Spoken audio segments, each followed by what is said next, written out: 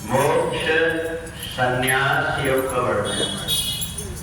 अधर्मम धर्ममितीय मन्यते तमसा व्रता सर्वार्थान विपरीतान बुद्धि सापाताम।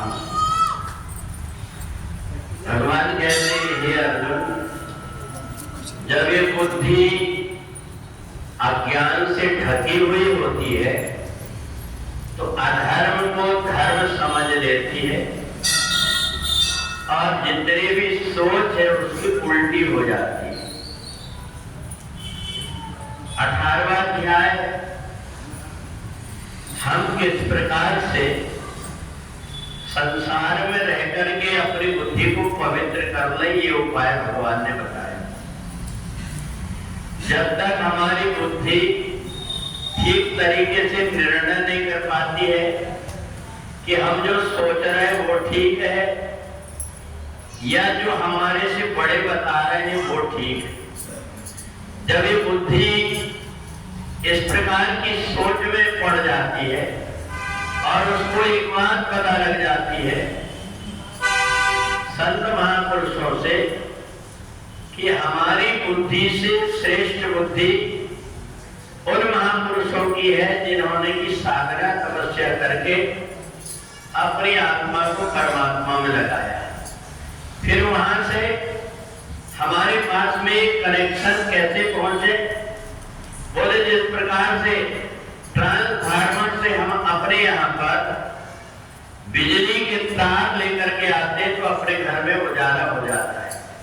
हम चाहें तो ट्रांसफार्मर से डायरेक्ट भी कनेक्शन ले सकते हैं, परंतु हमारे बल्ब कब फ्यूज हो जाए कोई ठिकाना नहीं, क्योंकि वहां जो पावर है वो इतना ज्यादा है कि हमारे बल्ब में उतनी शक्ति नहीं होती। और इसलिए हम ट्रांसफार्मर से हमेशा कनेक्शन लेने की गलती नहीं करते। हम अपने घर में मीटर लगा करके और उससे ही कनेक्शन लेते। ऐसे हमें जो ज्ञान प्राप्त हो वो कैसे प्राप्त करें? बोले तद्विद्धि प्रणिपातेन परिप्रश्नेन सेव्या। जो ज्ञानी महापुरुष है उनके द्वारा जब हमें ज्ञान की कोई बात बताई जाती है और ज्ञान के आचरण को हम करते हैं तो हमारा जीवन सुखमय हो जाता है। आपने देखा होगा कि वेदों ने शास्त्रों ने कहा है कि 3 लोगों को किसी को अच्छा लगे या बुरा लगे, परंतु मुंह चुपड़ी बात करना नहीं करना चाहिए। सचिव वैद गुरु 3 जो प्रिय बोले भय आस, राज धर्म तन 3 कर होए बेगी ही नाश। ये जब भी बोलते हैं दूसरों का कल्याण करने के लिए बोलते हैं।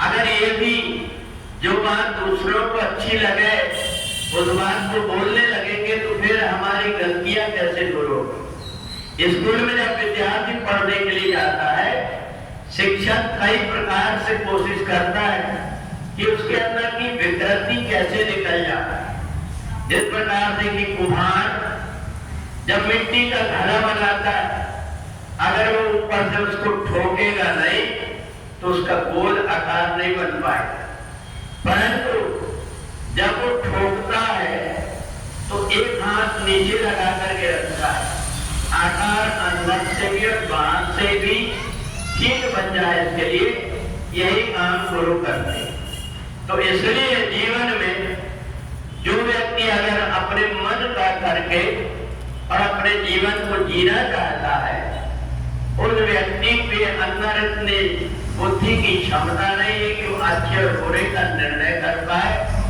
इसलिए जब कभी कोई गलती होती, कोई व्यक्ति रास्ता भटक करके चलता है तो दूसरा आदमी कह देता है कि रास्ता को जहाँ तू जा रहे वहां नहीं जाती, इसलिए व्यक्ति को समझा करके वहां से लौटा लाता है।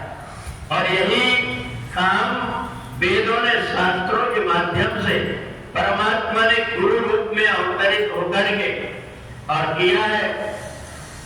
इसलिए वेदव्यास जी को सबसे प्रथम गुरु माना गया है। इसलिए हम तब से गुरु पूर्णिमा के रूप में इस दिन को मनाते हैं, जिसको जब श्रावण प्रारंभ होता है उसकी पहले जो पूर्णिमा होती है उसको गुरु पूजन के लिए हम देखते हैं। तो वेद व्यास जी ने कहा कि ये केवल मेरी पूजा नहीं, बल्कि आज के दिन मेरे ज्ञान को जो हृदय में धारण करके दूसरों को भी बताएंगे, दूसरों को रास्ता जो भटके हुए उनको रास्ते में चलाएंगे, उन सब की पूजन है। तो इसलिए गुरु कोई शरीर रूप नहीं है, बल्कि गुरु एक ज्ञान है जिसकी हम पूजन करके हम अगर सोचे कि जो दीपक जल रहा है वो बुझ जाए, अंधेरे में चाहे भटकते रहे, ये हमारी अज्ञानता होती है। इसलिए गुरु के रूप में दीपक जल रहा है, वो दीपक को बुझाने की नहीं, बल्कि उससे अपने आप को प्रकाश लेने का जो काम करता है उसका जीवन सार्थक हो जाता है। इसलिए ऋषियों ने, महापुरुषों ने बहुत सारी तपस्या करके हमें जो ज्ञान दिया है, उस ज्ञान के माध्यम से हम अपनी बुराइयां छोड़ करके परमात्मा में लगे।